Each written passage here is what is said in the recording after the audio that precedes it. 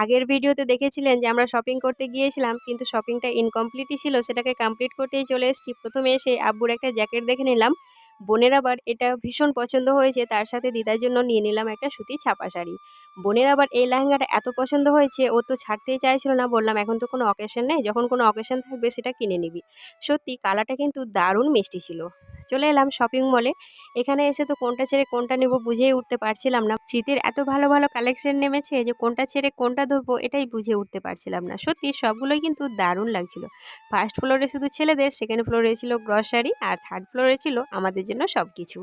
তো এখান থেকে অনেক কিছুই নেওয়া হয়েছিল। এই যে সুন্দর সুন্দর টুপি কালেকশনগুলো, এগুলো ভীষণ কিউট লাগছিল। তবে দানিশের এখন তো হবেই না, যখন চাইতাম তখন কিন্তু এত কিউট জিনিসগুলো আমার চোখেই পড়েনি। এই যে জুতোটা, এটাও আমার ভীষণ কিউট লাগছিল। চলে এলাম বাড়ি।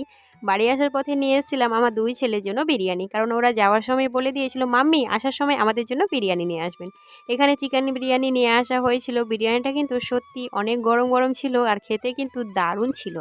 আমার দুই ছেলেরই বিরিয়ানি প্রচুর পছন্দ। ওরা এখন খেতে থাক। মিনি ব্লগটি এখানেই শেষ করছি।